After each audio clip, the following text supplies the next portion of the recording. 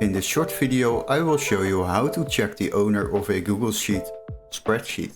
So what we will do, we will open a spreadsheet, and as you can see we can go to files on the left top.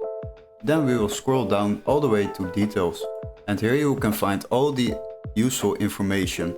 Now as you can see we have some document details, the location where it is located, so it is located in my drive, but we can also see the owner. Currently it is my sheet, so I'm the owner. But if you would like to contact the owner for changes in permissions or changes in the sheet, then you will contact them by this option. You will go to the email, send them an email, and you can also open a detailed view. I will not do this for this moment, but now you can contact the owner and find the owner of a Google Sheet. Hopefully this video was helpful. Don't forget to like and subscribe, and we would love to see you in our next tutorial. Cheers guys!